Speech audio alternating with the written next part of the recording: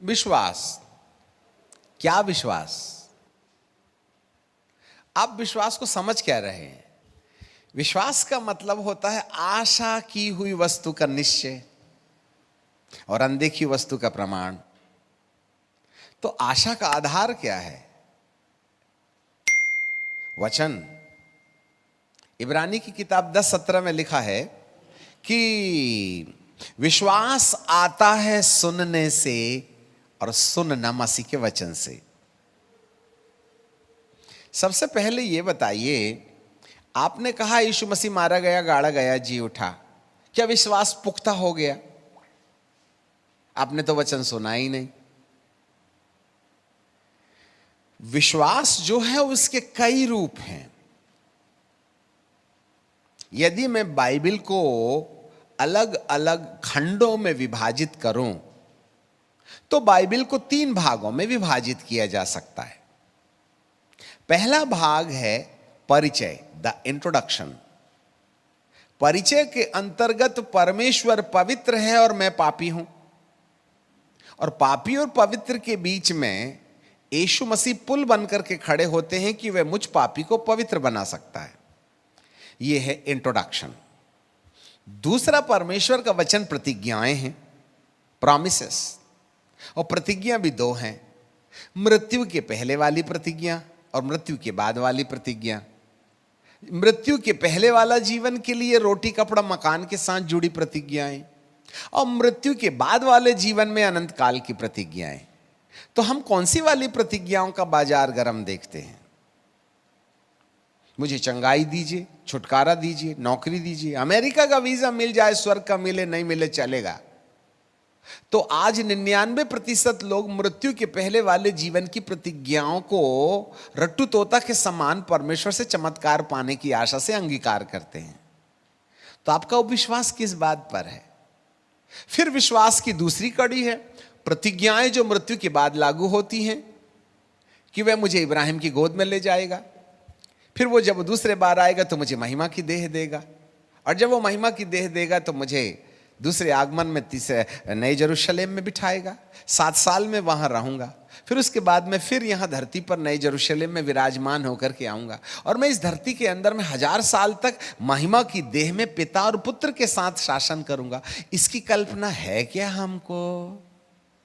तो फिर काय बात का विश्वास? चंगाई के ऊपर। एक लंगड़ा था सर, लंगड़ के जा रहा था नरक में 6 घंटे में। भाई आमोस सिंह आए, प्रार्थना किए, चंगा हो गए, तो कमबख्त 4 घंटे में पहुंच गया। Power ministry. तो बाजार किसका गरम है? हमने तो 6 वाले को 4 में पहुंचा दिया। किस बात पर विश्वास है हमारा?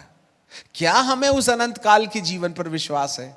यदि मृत्यु के बाद वाले जीवन की कहानी हमें मालूम रहे तो तीसरा प्रश्न यह उठता है कि कौन व्यक्ति होगा जो मृत्यु के बाद अनंत काल के जीवन में प्रवेश होगा? कौन होगा जो महिमा की देह पहनेगा? कौन होगा जो इब्राहिम की गोद में जाएगा? कौन होगा जो नए यरूशलेम में बैठ के आएगा? कौन होगा जो 1000 साल तक राज्य करेगा? तो बाइबल की तीसरी कहानी समझ में आती है, और वो है आज्ञाएं, द कमांडमेंट्स।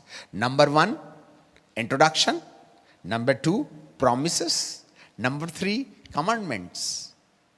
अब मेरा प्रश्न दुनिया से यह है, क्या बाइबल के अंदर में लिखी गई आज्ञाओं पर भी आपको भरोसा है क्या?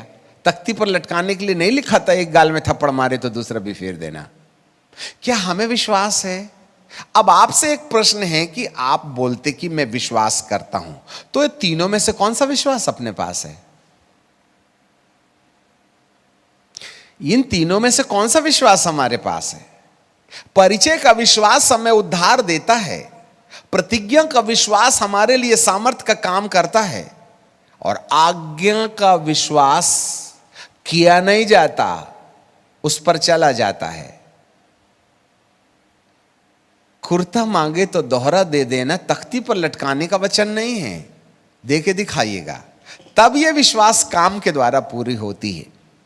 बहुत से लोगों ने यह तीसरे नंबर वाले विश्वास का जो बहिष्कार किया, जो हमको मृत्यु के बाद वाले जीवन में लागू होता है। एक बात हम स्पष्ट कह देना चाहते हैं, जिस भी व्यक्ति ने बाइबल के तीसरे वाले विश्वास को खो दिया, जिसमें आज्ञाओं को रखा गया है, उसने मृत्यु के बाद वाले जीवन के लिए स्वयं में रास्ता बंद कर लिया। अब आप ही बताइए हमें कौन सा वाला विश्वास है? इस धरती के ऊपर चंगाई पर विश्वास करने वाले तो करोड़ों होंगे, चमत्कार पर विश्वास करने वाले करोड़ों होंगे, परंतु अमरकाल के जीवन पर विश्वास करने वाले कौन?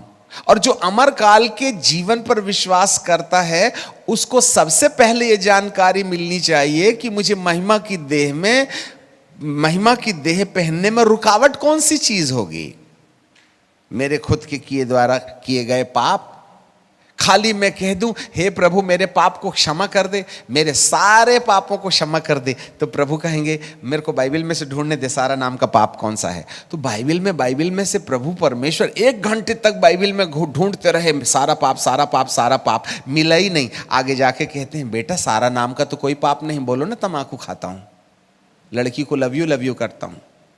पहले से अब पति पत्नी जैसे प्रैक्टिस किए जा रहे हैं जवान लोग, अब प्रभु भोज खा के करिएगा भी क्या जब तुम्हारे पाप ही नहीं धुले? तो कौन सा विश्वास? खाली पीली मारा गया गाड़ा गया और बीड़ी धोंकते रहिएगा, पत्नी को दनादन पटापट पीटिएगा और जाके प्रभु भोज भी खा लीजिएगा। अरे भाई साहब, एक ही पंखा के नीचे में सोने वाले पति पत्नी 2 साल से नहीं बात करते हैं और उन्होंने पवित्र प्याले को जूठा करके आ गए। आपको थोड़ा डर नहीं लगता क्या? कौन से वाले विश्वास की बात करते हैं?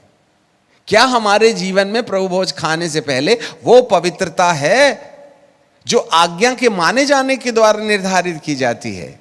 जी हां, बपतिस्मा ही नहीं, प्रभु भोज ही नहीं, वरन जिस दशा में प्रभु भोज खाया जा रहा है, या तो आप निर्दोषिता की दशा में खाएं तो यह आशीष का विषय बनेगा, जिससे विश्वास की तीसरी सीढ़ी को एक्टिवेट करना होगा, तब ये जो प्रभु भोज है हमारे लिए आशीष का विषय।